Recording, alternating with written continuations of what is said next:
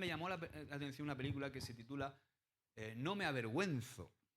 Es esta película, No me avergüenzo, que la vi en inglés subtitulada en español. Y bueno, quiero ponerte, porque tiene que ver con esta película el Señor me habló de algo que creo que es para todos nosotros y que nos va a venir muy bien entender un poquito lo que el Señor quiere hablarnos hoy. Quiero ponerte el tráiler de la película. La puedes ver, está también accesible para nosotros, se puede ver si la quieres ver en casa, pero la tienes que ver subtitulada, no está en español, está en latino sí está.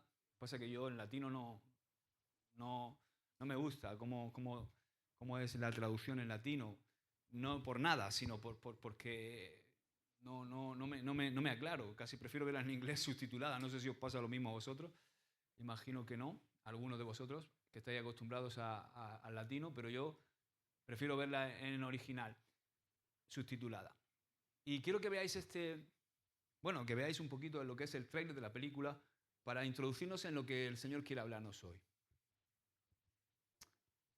Así que os aconsejo que la veáis porque es fácil, los diálogos se pueden ver subtitulados.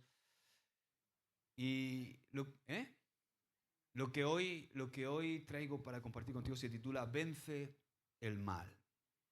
Hemos visto este tráiler de esta película que está basada en la vida real de Rachel Joy Scott. Ella era una joven cristiana estadounidense que había nacido el 5 de agosto de 1981. Era una chica alegre, sensible, apasionada por el arte y sobre todo apasionada por Jesús. Creció en una familia de fe y después de nacer, desde muy pequeña mostró un amor profundo por Dios y por las personas. Como muchos jóvenes cristianos, imagino que aquí hay unos cuantos, Rachel también tuvo que enfrentar desafíos en su fe durante su adolescencia, presiones escolares en el colegio, en el instituto, burlas por su fe, momentos también de lucha interior, de encontrarse a sí misma y encontrar su fe y su sentido en Jesús, pero su decisión de vivir para Cristo sin avergonzarse fue firme, fue radical, y ella escribió en su diario varias frases, en un diario personal que luego se descubrió y se hizo público, frases como: no quiero ser solamente otro estudiante más, quiero tener un impacto en la vida de los demás. Quizá estos sean, dijo en otra de sus frases, sean los últimos días de mi vida, pero quiero que mi vida toque a otros con amor. Frases así, ¿no? Esa era la convicción y se volvió aún más impactante cuando el 20 de abril de 1999 ocurrió una de las peores tragedias escolares en la historia de Estados Unidos, el tiroteo en la escuela secundaria de Columbine High School, en Colorado, en Denver. 2 estudiantes, armados compañeros de Rachel, ingresaron en la escuela y asesinaron a 13 personas. Rachel fue la primera víctima de ese ataque porque estaba en el patio en ese momento cuando ellos entraron dentro del recinto. Y según testigos, antes de dispararle, uno de los asesinos le preguntó si aún creía en Dios, apuntándole con el arma. Rachel respondió con convicción: sí, creo en Él. Esa fue su última confesión de fe antes de morir, ¿no? Lo que parecía una tragedia sin sentido, después se convirtió en un poderoso testimonio que ha impactado el mundo entero. Su familia, especialmente su madre Beth y su hermano Craig, eligieron algo muy importante, y es el testimonio más que la vida de Rachel, que fue algo poderoso, algo increíble. El testimonio es, y a lo que yo quiero ir hoy, es a cómo trataron con el perdón. Tanto la madre, sobre todo la madre Beth y uno de los hermanos Craig, porque ellos decidieron no vivir con rencor, sino vencer el mal con el bien. En lugar de encerrarse en su dolor, comenzaron a compartir la historia de Rachel por todo el país. Y así nació un movimiento que se llama Rachel Challenger, un programa educativo que promueve la compasión, el respeto, el perdón y la fe en todas las escuelas de Estados Unidos. Hasta hoy millones de estudiantes han escuchado la historia de Rachel y miles de jóvenes han entregado su vida a Cristo a través del legado que ha dejado Rachel. Su diario, sus dibujos y sus escritos han sido publicados posteriormente y revelan la madurez espiritual y la pasión por Dios que esta joven tenía pese a su corta edad. Quizá lo más difícil de todo esto es que una madre pueda perdonar al asesino de su hija o que un hermano pueda perdonar al asesino de su hermana. Y la madre, Beth, y el hermano Craig, por supuesto, ante esta situación quedaron devastados, pero el odio y el dolor que durante unos cuantos años sintieron se transformó cuando decidieron perdonar a los asesinos de su hija. En medio de la tragedia, su familia fue confrontada con una elección: dejar que el odio los consumiera o vencer ese mal con el bien. Y lo que sucedió fue extraordinario, porque Beth y Craig decidieron perdonar públicamente a través de una rueda de prensa a los asesinos, pero no se detuvieron ahí. En lugar de caer en la amargura, comenzaron a visitar escuelas para hablar del perdón, del poder del amor y de la fe de Rachel, quien había escrito en su diario estas palabras: quizás estos sean los últimos días de mi vida, pero quiero que mi vida toque a otros con amor. ¡Wow!, ¿verdad? Desde entonces, miles de jóvenes han entregado su vida a Cristo a través del testimonio de esta familia.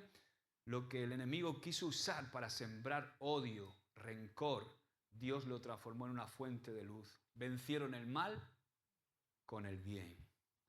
Hermanos, ¿qué hubiera pasado si esta familia hubiera decidido odiar, encerrarse o tomar venganza? ¿Qué hubiera pasado? Hubiera sido un testimonio totalmente distinto a lo que estamos viendo.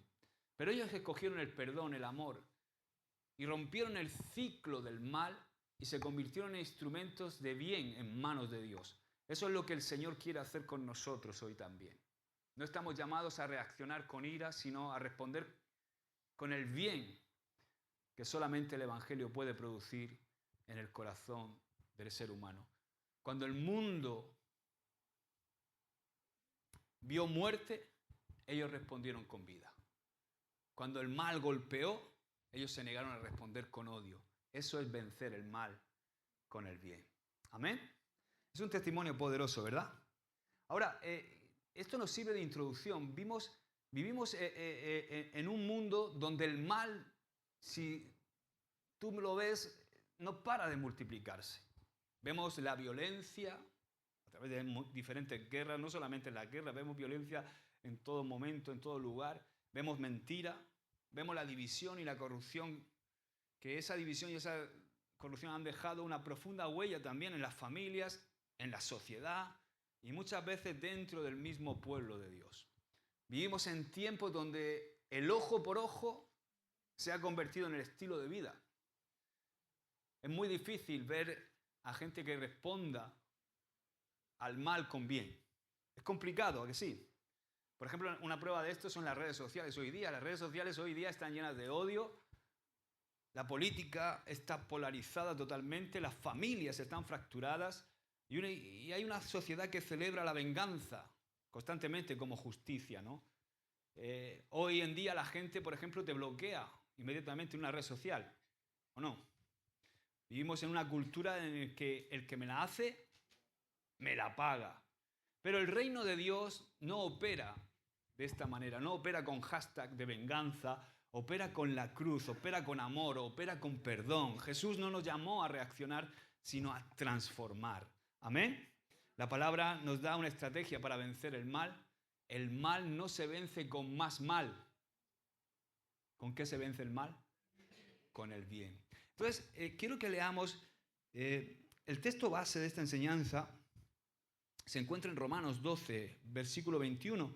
Pero me gustaría que leyéramos juntos todo el contexto, que leyéramos el capítulo 12 de Romanos, porque es poderoso. Dice el verso 1, así que hermanos, os ruego por las misericordias de Dios, que presentéis vuestros cuerpos en sacrificio vivo, santo, agradable a Dios, que es vuestro culto racional.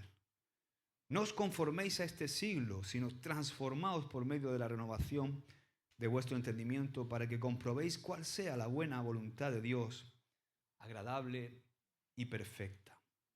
Digo pues, por la gracia que me es dada, a cada cual que está entre vosotros, que no tenga más alto concepto de sí que el que debe de tener, sino que piense de sí con cordura, conforme a la medida de fe que Dios repartió a cada uno.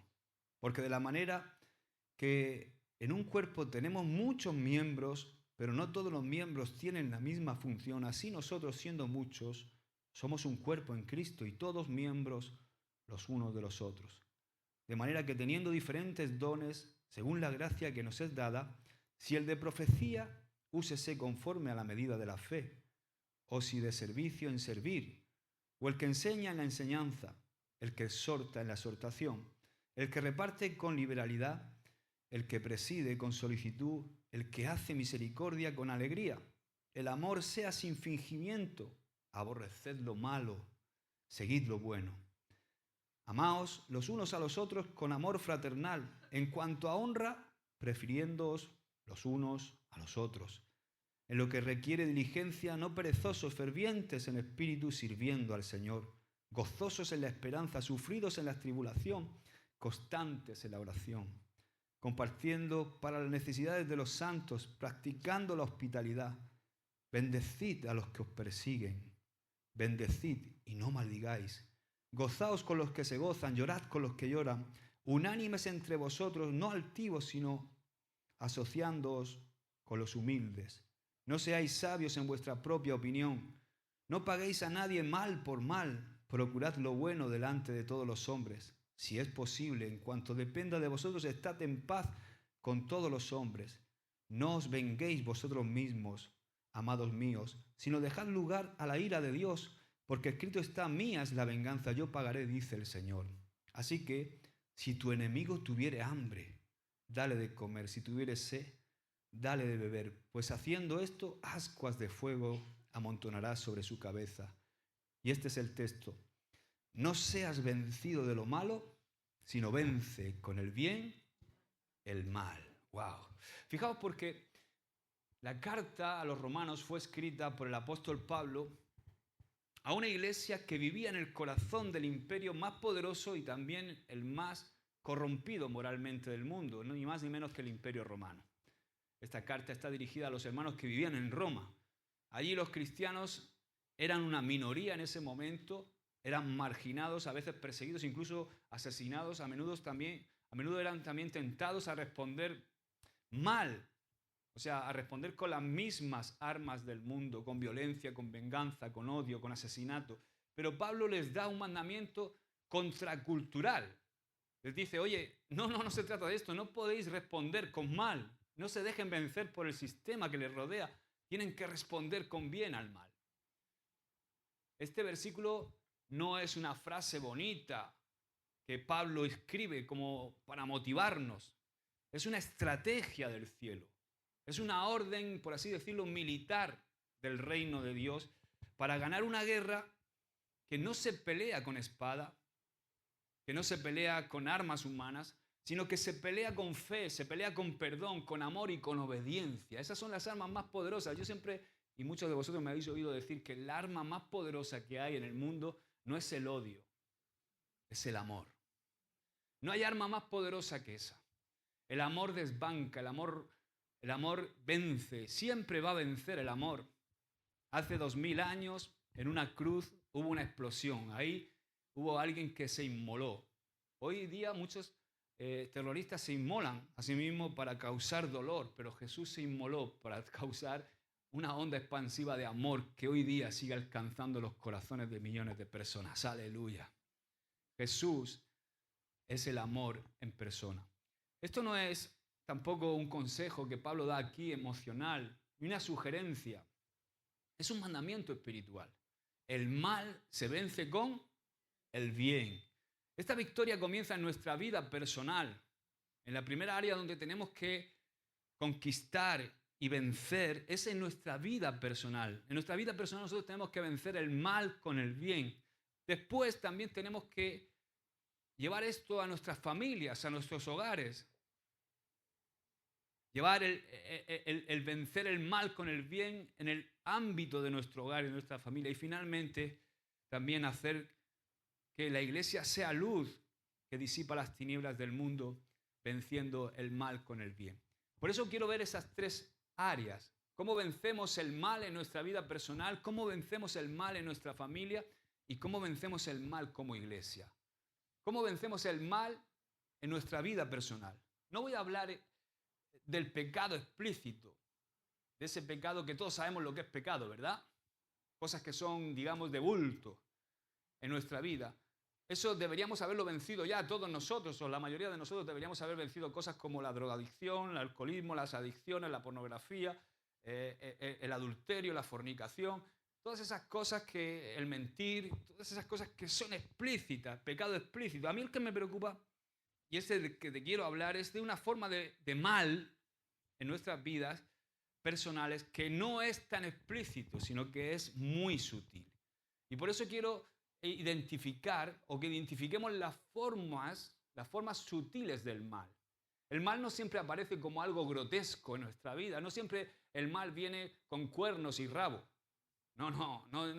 A ti no se va a aparecer el diablo y te va a decir, oh, mira, y tú vas a decir, no, esto es malo, no, esto es el mal, ¿no? A veces no viene de esa forma tan grotesca. A veces aparece disfrazado de orgullo en nuestra vida. A veces parece como orgullo, quizá disfrazado de dignidad o resentimientos escondidos que hay en nuestra vida. Por ejemplo, frases que seguramente has oído alguna vez, ¿no? Yo no tengo nada contra él, pero que no se cruce en mi camino. ¿No? ¿Has dicho alguna vez eso? No, si yo lo amo mucho, pero que no se cruce en mi camino. Tú por ahí, yo por aquí. El mal, en muchas ocasiones, se disfraza de orgullo. Se disfraza también de amargura, de crítica, de indiferencia, de falta de perdón o de celos. Y todo eso destruye nuestra vida espiritual y también lo peor de todo es que destruye nuestro propósito, el propósito que Dios tiene con nuestra vida. Dice Efesios capítulo 4, verso 31, quítense de vosotros toda amargura, enojo, ira, gritería y maledicencia. Y toda malicia. Y dice el 32, antes sed benignos unos con otros, misericordiosos, perdonándoos unos a otros como Dios también os perdonó a vosotros en Cristo. Por ejemplo, muchas veces pasa en nuestra vida que hacemos una crítica en broma. ¿Has hecho alguna vez? Pero esa broma lleva veneno dentro. O hay mucha gente que utiliza frases con doble sentido. Por ejemplo, frases como, no te preocupes, no esperaba mucho de ti. A lo mejor alguien ha fallado en algo que te ha hecho y tú le sueltas eso, ¿no? No te preocupes, si no esperaba mucho de ti. No, yo no soy rencoroso, solamente que tengo buena memoria. Yo perdono, pero no olvido. Yo te perdono, pero Dios te va a ajustar las cuentas. Con razón te va como te va. ¿Le has dicho alguna vez a alguien eso? Tú siempre tan especial para lo malo. No es que hables mucho, es que no paras de hablar. ¿Le has dicho alguna vez algo a alguien así? O mira quién habla, el ejemplo de la perfección. Todas esas son frases que muchas veces decimos en nuestra cotidianidad, a nuestros hermanos, también, por supuesto, dentro del vínculo de la familia. A ti solo te falta un espejo para enamorarte de ti mismo. O, claro, como tú lo sabes todo, son frases con doble sentido. Bueno, podríamos decir muchas más, ¿no? Pero las palabras con doble sentido no matan el cuerpo, pero sí hieren el alma muchas veces. Y lo que se dice entre comillas en broma puede levantar muros muy altos entre las personas. Porque como dice el dicho, entre broma y broma, la verdad asoma, ¿no? A veces la maldad aparece también en esa indiferencia con la persona que nos falló. Alguien nos falló y de repente mostramos indiferencia, un pasotismo, esa apatía. Empiezas a pasar olímpicamente de la otra persona y empiezas a hacerle el vacío, ¿no? Empiezas a evitarla, te cruzas para otro lado, incluso dentro de la iglesia intentas mirar para otro lado y te haces el lilo, ¿no? Frases como, también, a veces el mal se expresa en frases como, no, yo es que soy así, ¿no? Cuando en realidad eso es orgullo que no está tratado en tu vida. Lo que toleramos en nuestra vida privada, en nuestro fondo más secreto, al final termina controlando nuestra vida en público. Por eso tenemos que cuidar el corazón.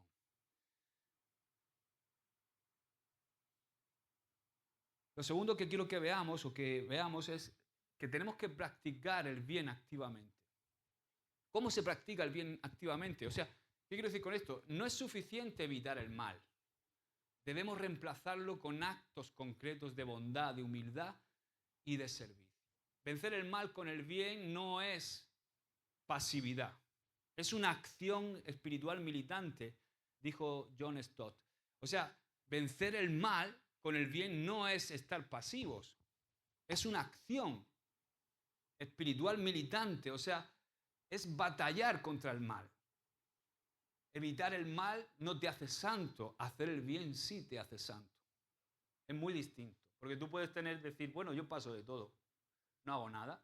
Pero no. Tenemos que ser activos a la hora de hacer el bien. No solamente es no hacer el mal, sino practicar el bien. Imagina que alguien te insulta. ¿Qué es lo lógico en este mundo? Responder ¿cómo? El otro día, esta semana estábamos, wow, ¿cómo conducen en Nueva York? El tráfico. Y uno se cruza, pi, pi, pi, hecho lo fiera, y el otro así, haciéndole el saludo hawaiano, ¿no? Es lo normal, ¿no? Alguien te insulta y ¿tú qué haces? Responder igual. Pero si en lugar de recurrir al insulto, tú empiezas a orar por esa persona y le haces el bien, estás venciendo el mal en ti y en él. Por ejemplo, no sé si habéis visto esta película, Unbroken o Invencible. Esta película es impresionante. Trata de la historia real de Luis Zamperini, un soldado que fue capturado por los japoneses en la Segunda Guerra Mundial y estuvo 3 años recluido en una prisión, torturado constantemente, y se convirtió después al cristianismo y, ¿sabes?, terminó perdonando a sus torturadores. ¿Eso tú crees que lo puede hacer Hollywood? ¿O que eso lo hace Netflix? ¿O que eso lo hace algún guionista? ¿Quién puede hacer que una persona que ha sido torturada durante 3 años por sus enemigos, capturado en unas condiciones impresionantes, pueda perdonar a aquellos que le hicieron todo eso? Eso lo hace el Evangelio de Jesucristo. Amén. No lo puede hacer ninguna fuerza, sino solamente el amor de Dios. Cuando te humillan en el trabajo, ¿qué haces? Todos tenemos trabajo, ¿verdad?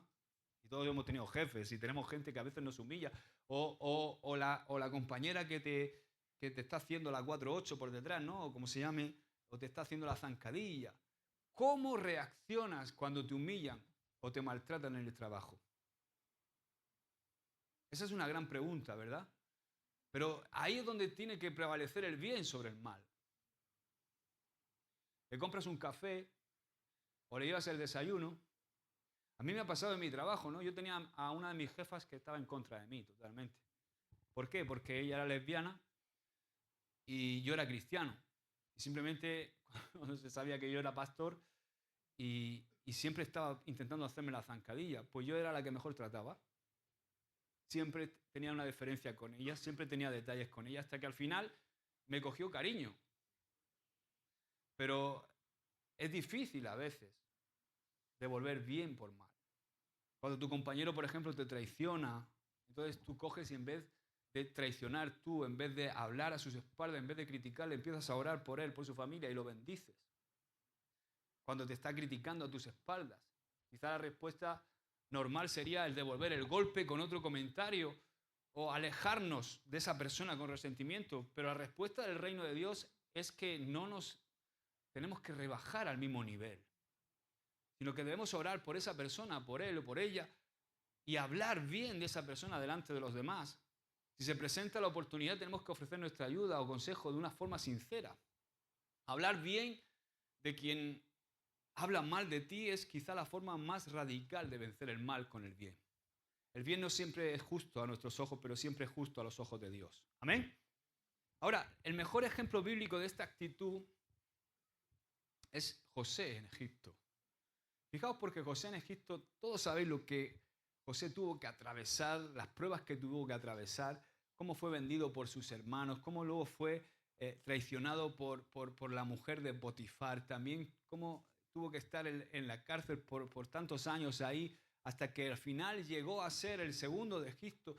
Pero a mí me ministra mucho cómo él, en el capítulo 50 de Génesis, verso 22, hace un análisis de todo lo que había vivido Y él dice, vosotros, le está diciendo a sus hermanos cuando se encuentra con ellos, vosotros pensasteis mal contra mí, mas Dios lo encaminó a bien para hacer lo que vemos hoy, para mantener en vida a mucho pueblo. O sea, José no se dejó vencer por el rencor ni por el odio, sino que venció el mal que sus hermanos quisieron infligirle con bien, con el perdón y también, por supuesto, con la provisión, porque él podía haberse vengado, los tenía ahí en ese momento para poder vengarse, pero él hizo todo lo contrario, los perdonó, los amó y les trajo provisión, les dio provisión y los bendijo.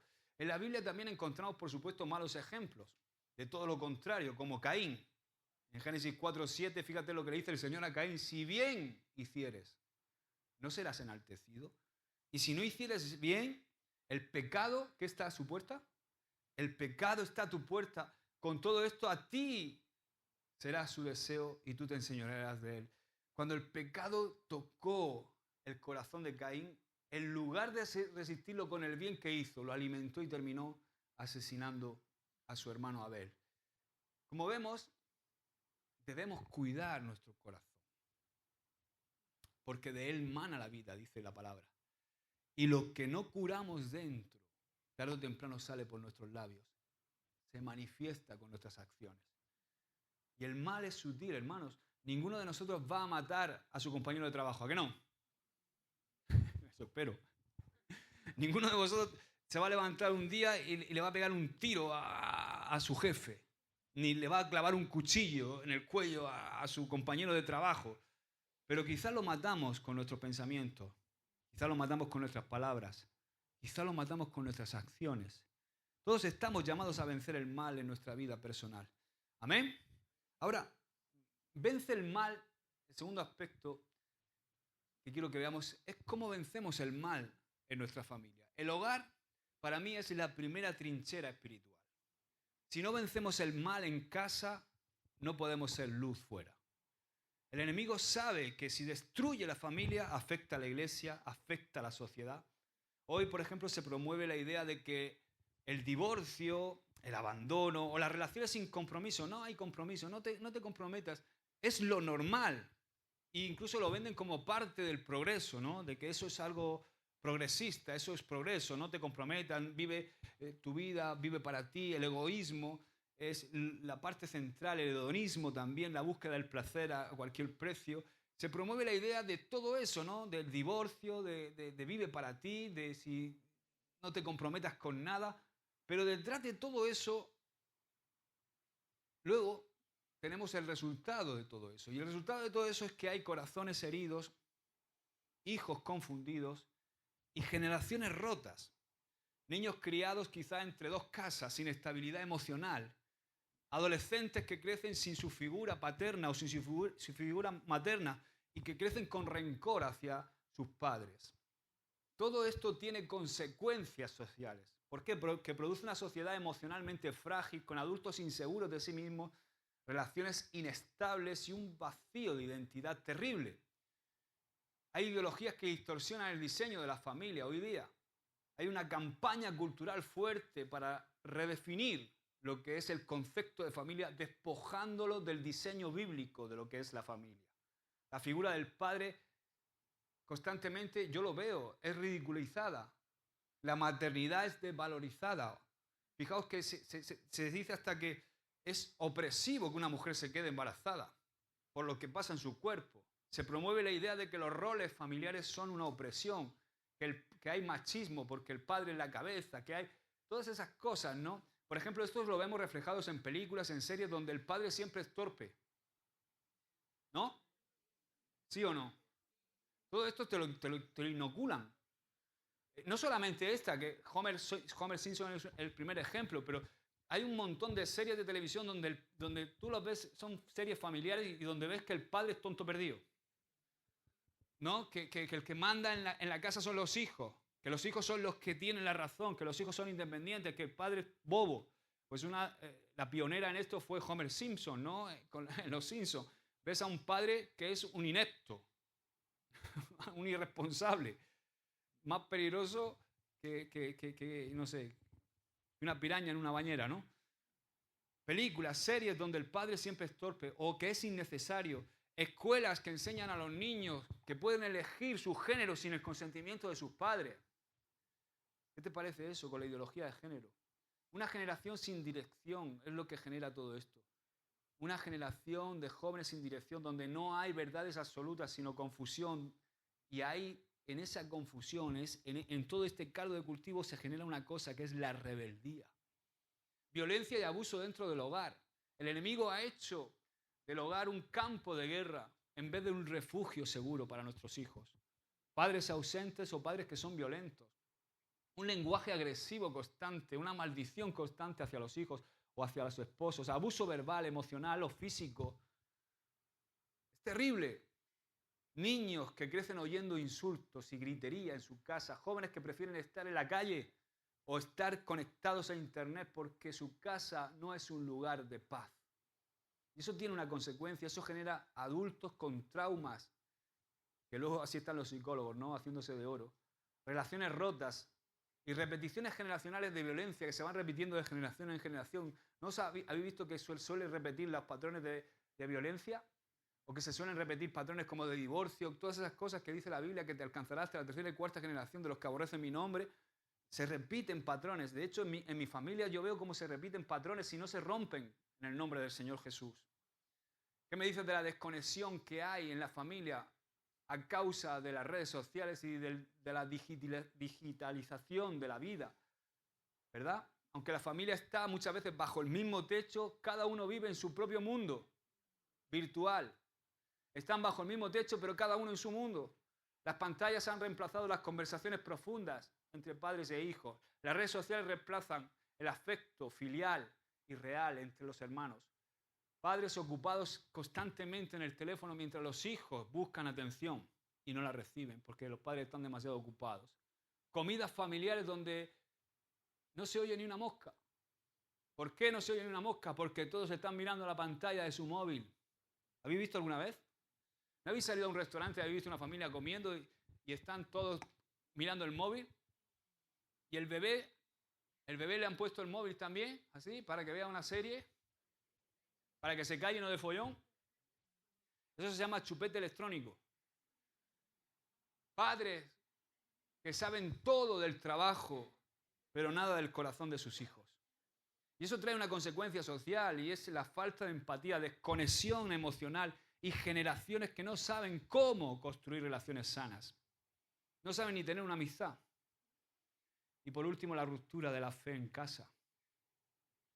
Antes la fe antes se transmitía en el hogar. Hoy, incluso en hogares cristianos, la Biblia ha sido sustituida por la televisión o por el estrés o por las series de Netflix o por el internet o por tantas cosas. Ya no se ora en familia, ya no se levanta un altar en la familia, ya no se enseña la palabra dentro del vínculo de la familia y poco a poco el enemigo roba el altar familiar. Y eso genera padres que dejan la educación espiritual totalmente a la iglesia. Escucha bien esto. La educación espiritual, la transmisión de fe es en el hogar. No confíes, está bien, claro que sí, está bien que tú mandes a tu hijo joven al campamento, que tú pongas la responsabilidad de que tu hijo le sea enseñada la fe a través de Ernesto, de Dailín, a través de nosotros los pastores. Todo eso está muy bien, nosotros estamos ahí para complementar, pero eres tú quien tiene que trabajar en tu casa. No puedes dejar la educación espiritual totalmente en la iglesia de tus hijos. Los hijos que crecen con fe de domingo, eso no funciona. No puedes encomendar toda la fe de tus hijos a la iglesia. Muchas veces crecen con fe de domingo, pero sin convicción el lunes. Y ahí el lunes es donde hay que trabajar en casa. Una generación sin fundamentos bíblicos es vulnerable a la mentira y fácilmente manipulable. Por eso no podemos cambiar el mundo sin cambiar nuestro hogar. Tenemos que cambiar nuestro hogar. Nuestro hogar se tiene que convertir en una embajada del reino de los cielos. Amén. Si no vences el mal en casa, no lo vencerás en la iglesia ni en la calle. Tenemos que ser como un gran ejemplo que tenemos en la Biblia, Josué. ¿Qué dijo Josué en Josué 24:15? Yo y mi casa serviremos al Señor. Ahora, ¿cómo se vence el mal en la familia? Perdonando rápido. Ese es el primer punto. Muchas veces hay familias que están fracturadas por falta de perdón, pero hay que perdonar rápido. Hay que ser intencionales en nuestra relación con nuestros hijos, en nuestra relación con nuestro cónyuge, en perdonar rápido las ofensas, en hablarlas y en perdonar. Otra forma de vencer el mal en la familia es hablar con amor, con verdad, pero con amor y con gracia.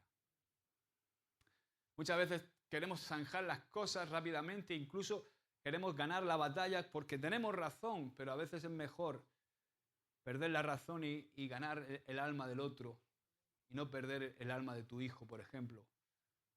Enseñar la palabra en el hogar y ser un ejemplo en el hogar es otra manera de vencer el mal con el bien. Orando e intercediendo por tu hogar cuando tú no puedes llegar a determinadas cosas que están sucediendo en tu casa.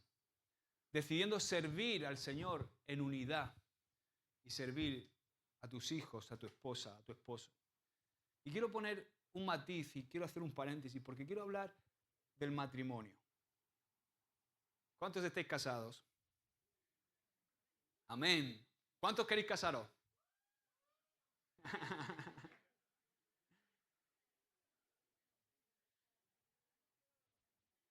¿Sabes? Escuchadme porque en el matrimonio el mal no siempre llega en una forma de traición, de adulterio o de escándalo. A veces llega con indiferencia.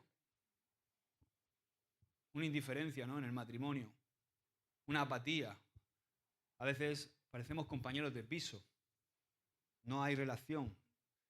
A veces llega con orgullo, con rencor acumulado o con palabras maldichas que se guardan ahí en el corazón, que son como espadas clavadas.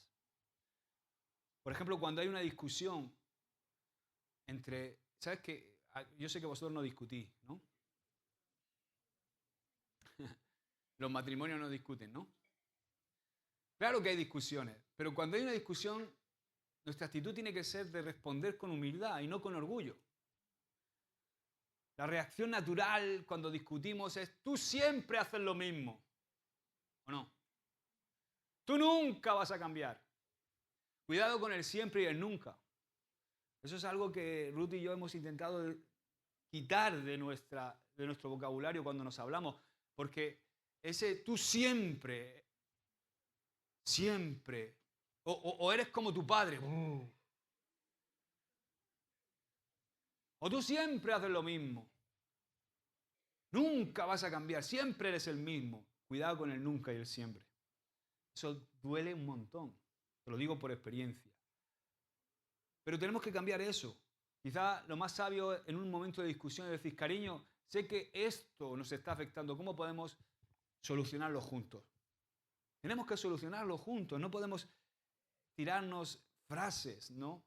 Porque a veces ganar una pelea no salva el matrimonio, pero ganar el corazón del otro sí. Cuando tu pareja falla o se equivoca, es el momento de responder con gracia y no con juicio. Hay veces momentos que fallamos, ¿verdad? ¿O no? ¿O soy yo solo el que falla? Todos fallamos en algún momento también, como esposa o como esposo fallamos, pero qué mal es cuando de repente te cae encima, ¿no? Y es que claro, es que has hecho esto, ya sé que lo he hecho, ya sé que me he equivocado. No hace falta que te tires 14 días recordándome el error. Recordar constantemente el error pasado. No, si somos hombres y mujeres espirituales, lo que le podemos decir a nuestro esposo, sé que no fue tu intención fallar. Has fallado, pero elijo perdonarte. Vamos a mejorar juntos. ¿Amén? ¿No te parece eso más? Dice Efesios 4:32, lo hemos leído. Perdonándoos unos a otros como Dios os perdonó a vosotros en Cristo. El perdón en el matrimonio no es una emoción. Es una decisión diaria de amar como ama a Cristo. ¿Amén? Cuando sientes distancia, quizá emocional, acércate con ternura, no con reproche. O sea, ¿por qué? Porque la reacción natural es siempre, ya no me buscas como me buscabas antes. Anda que sí, siempre está a lo tuyo. No me haces caso. ¿Verdad? Cuando te dicen eso, casi te dan más ganas de hacerle menos caso aún. Pero si te acercas de otra manera, y por ejemplo te dices, ¿sabes qué te echo de menos? ¿Qué te parece si salimos a cenar esta noche? ¿Verdad? Es mejor eso, ¿no? Que, "Ay, es que pasas de mí, nunca me haces caso". El amor no se exige. Escúchame, el amor no se exige, el amor se cultiva. Y se riega con ternura, no con quejas. Es que siempre, es que nada de mía, es que no sé qué, es que no me pasas de mí. No, cariño, ¿sabes qué te echo de menos? Wow. A mí me baja la barrera enseguida. A mí si mi mujer me dice, pasas de mí todo el día, no sé qué, no sé cuánto, yo digo, "Pff". Pero si en cambio se acerca nene, ¿sabes qué te echo de menos? Ay, ¿entiendes, verdad? Cuando el estrés o el cansancio afectan la relación, ¿qué hay que hacer? Pues responder con servicio, no con reclamos, no reclamando. Siempre estoy haciendo yo todo sola.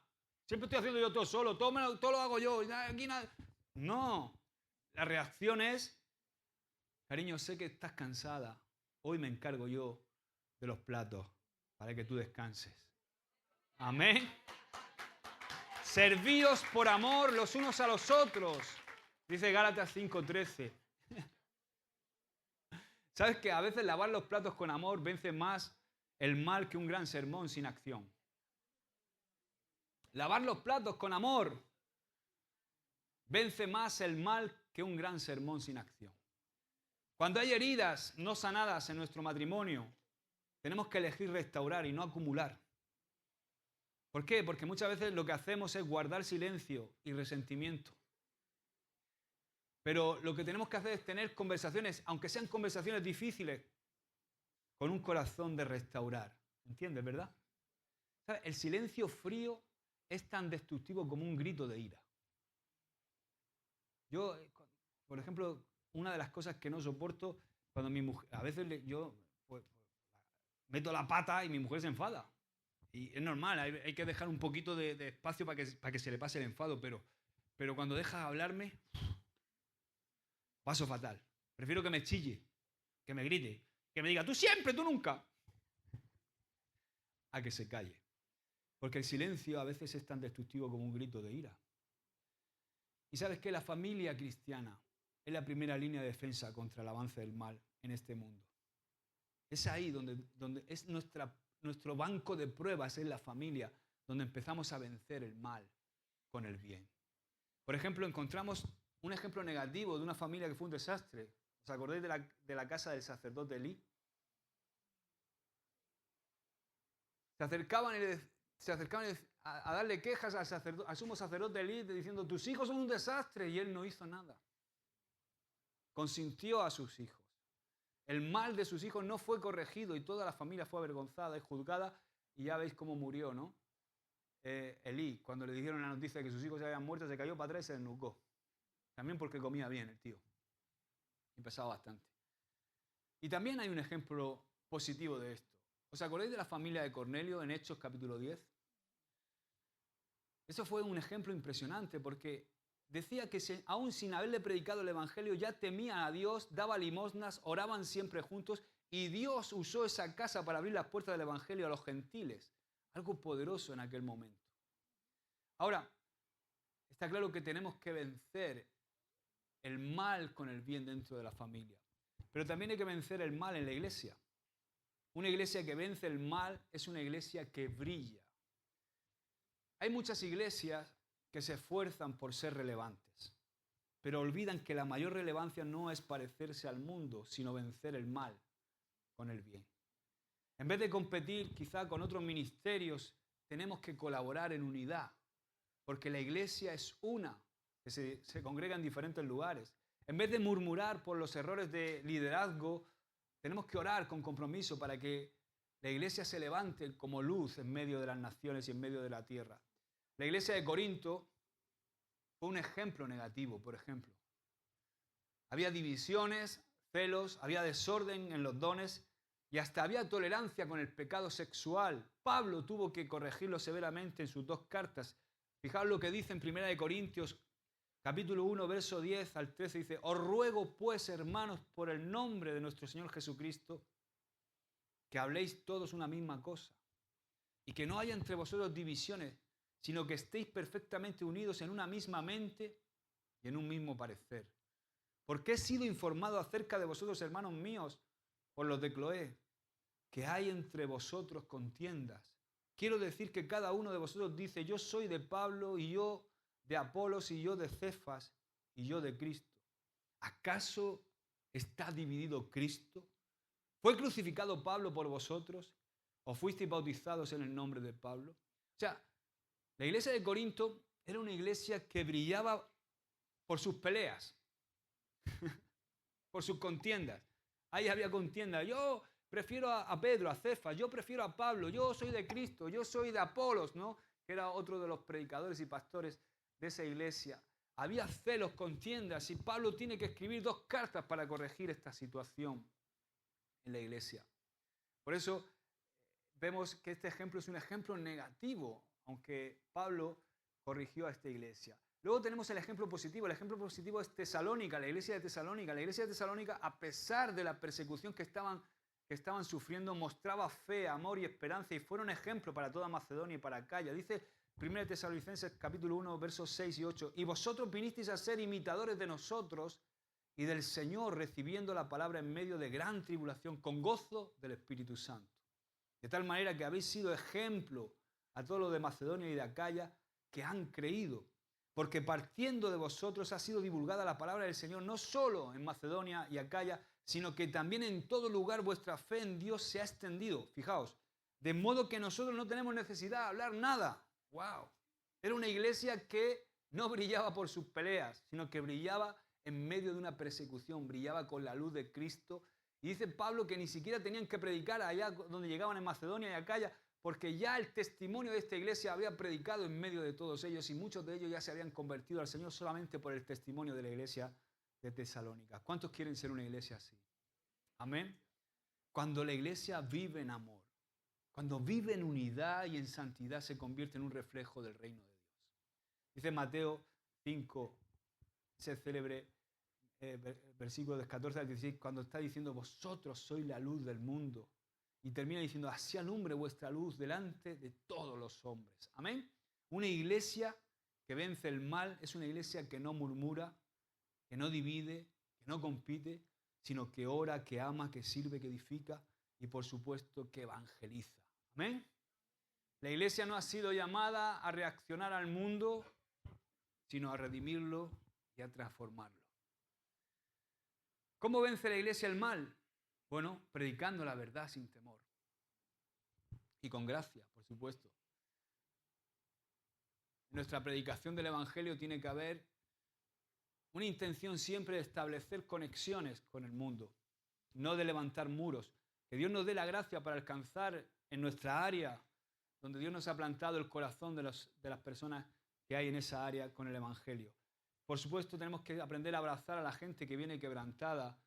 Tenemos que ser una comunidad de paz y de gracia y practicar, por supuesto, las disciplinas espirituales. El amor, practicar también la oración, practicar el estudio de la palabra, vivir y alimentar nuestro espíritu para que podamos brillar ahí fuera. Ahora, el mal no se vence con más mal. ¿Amén? No se vence con quejas, no se vence con venganza, no se vence con indiferencia, se vence haciendo el bien. Cuando tú lo vences en lo personal, lo vas a vencer en tu casa. Y cuando como familia lo venzamos en casa, la iglesia se va a convertir en una fuerza imparable que empuja las tinieblas hacia afuera y que proclama la luz de Cristo. Dice 1 de Pedro 3:9, no devolviendo mal por mal, ni maldición por maldición, sino por el contrario, bendiciendo. Amén. Amén. Ponte de pie. Aleluya. Hoy te invito a que hagas un compromiso espiritual. No lo sé cómo estás. Esta es la porción que el Señor ha seleccionado hoy, pero si hay amargura en tu corazón, yo te animo a que la sueltes y que la reemplaces por perdón. Si hay resentimiento en tu corazón, si en tu casa hay división, es el momento de orar y tomar la iniciativa de restaurar en nuestro hogar.